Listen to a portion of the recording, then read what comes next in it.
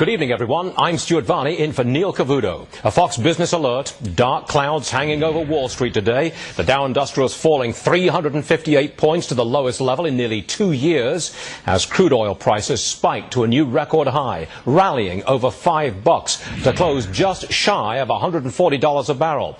Other headwinds also weighing on investors, including signs of more trouble in the financials and rumors of problems in the auto sector. Lost in all the day's negativity, actual good news on the economic front. Existing home sales and GDP both rising better than expected. Evidence there is not a recession, at least not yet. Peter Schiff, president of Euro-Pacific Capital, says all the positive talk is a farce.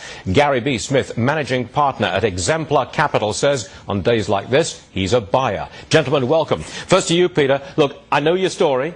America's going to a hell in a handbasket. I know that. I wanted you to tell me, how far down does the Dow go? Well, I never said we were going to go there in a handbasket.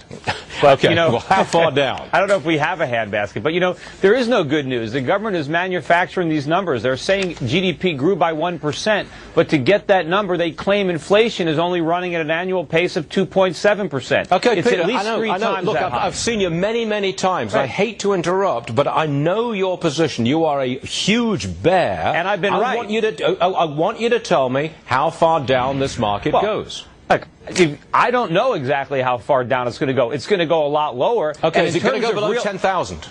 Probably, eventually. But the real thing is, what is the dollar going to be worth when it gets there? I'm trying to put a level on this. Well, I'm you trying are to tell a super you, bear. You're telling me you've been right so far. I want to hear a number. Right. Okay, you said below 10,000 eventually. Would it go below 8,000? The Dow is going to be worth 1 ounce of gold. That's the level. So right now, gold is worth $900 an ounce, and the Dow is at 12,000. Those two numbers are going to meet somewhere. I don't know where, but they're going to meet. All right, Gary, you don't agree with this. You are reasonably bullish, I believe. Are you going to go out tomorrow morning and buy? Well, well, not with everything I have, but let's put it this way. I would rather be, Stuart, a buyer now rather than a seller. And I think it's really just the, to take everything that you said, look at what's stacked against the market. People think oil is going to continue to go up on this parabolic curve. People think that banks like Citibank, Bank of America, Wells Fargo are going to zero. People think that everyone that owns a house will be kicked out on the curb. There is basically no one sees any good news, including Peter out there. Usually that's a time to buy, especially when the bones of the economy are still in fairly good shape. Everyone thought that at this point we'd have a recession. No, what happened? GDP is still strong. Hold on, let me finish.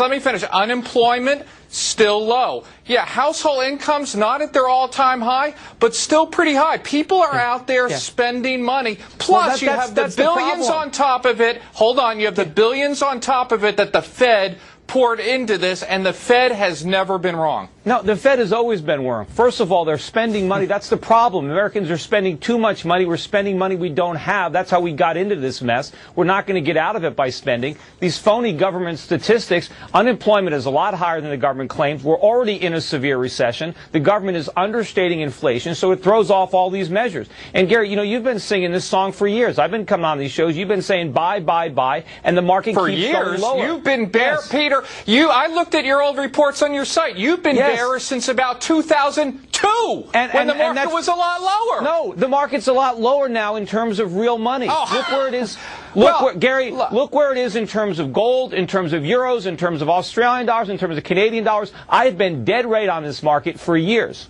Wait a minute. If you were bearish back in 2002, and that was the right thing to be, you've been dead wrong on this market. Well, what did I buy in 2002? I bought oil. I bought gold. I bought foreign currencies. Everything that I bought for my clients in 2002 has outperformed the Dow by many, many factors. All right, Peter, you say that we're in a severe recession. Phony numbers. You say it's phony inflation numbers, phony unemployment numbers, phony growth numbers. All right, I want you right now to tell me, what is the rate of inflation? Give me a number. I want a rate of unemployment. Give me a number. I want you to tell me by how much is the economy shrinking. Give me a number. I don't know. I'd say inflation is running it closer to 10%. Unemployment could be pretty close to there, too. I don't measure it myself. I just know that the government numbers are wrong. They don't jive with reality. They don't drive. If you look at the inflation rates that are being reported outside the United States, they're much higher than we have. We're not reacting to numbers outside the United States. No, but it doesn't Gary, make sense. It doesn't make sense that the rest of the world has low inflation when we have the weakest currency. I can't get the guy to put a number on anything. Go ahead, Gary. Because how do I know the exact number? Well, if you say the government number is absolutely wrong, well, that I know. How do you know what's the right number? No, I don't have to know the right number to know their numbers are wrong. You've got to give me an estimate, Peter. You can't just say, I'm right, I'm right for years and years and years and years and years. You can't just say that. Well, I shouldn't have to say it. You guys should be saying it.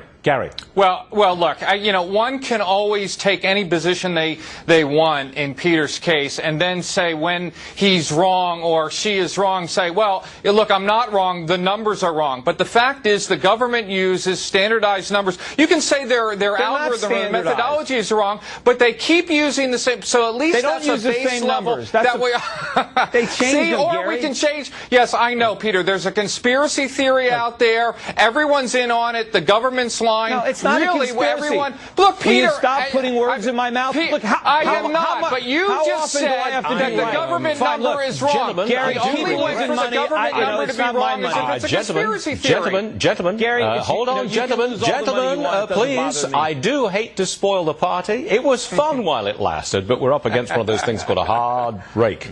Gentlemen, thanks for joining us. Appreciate it. Democrat presidential candidate Barack